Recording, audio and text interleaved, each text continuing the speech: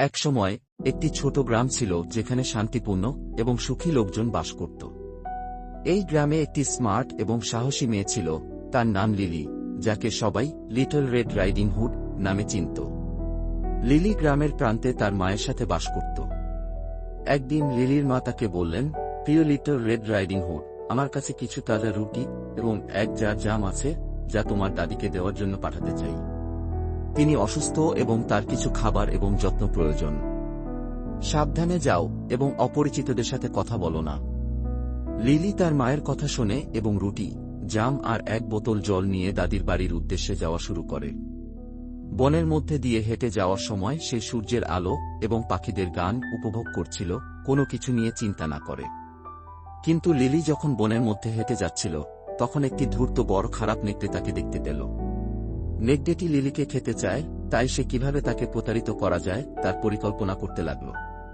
নেকড়েটি দ্রুত লিলির দাদির বাড়ির দিকে ছুটে গেল এবং দরজায় ধাক্কা দিল। দাদির কণ্ঠস্বর শোনা গেল, কে? নেকড়েটি মিষ্টি কণ্ঠে বলল, এটা আমি, লিটল রেড রাইডিং হুড।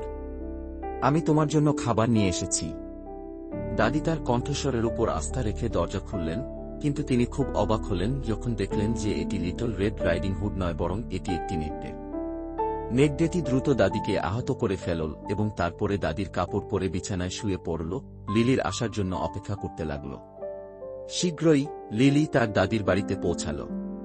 সে দেখে ঠাকুমাকে একটু অদ্ভুত লাগছিল, তাই সে জিজ্ঞেস করল, দাদি, তোমার এত বড় চোখ কেন? নেকড়ে উত্তর দিল, তোমাকে ভালো করে দেখার জন্য, লিলি। লিলি আবার জিজ্ঞেস করল, তোমার এত বড় কান কেন? নেকড়ে বলল, তোমাকে ভালো করে শোনার জন্য, দাদু ভাই। অবশেষে লিলি জিজ্ঞাসা করল, দাদি, তোমার এত বড় মুখ কেন? এইবার নেকড়েটি বিছানা থেকে লাফিয়ে উঠে বলল, তোমাকে ভালো করে খেতে পারার জন্য।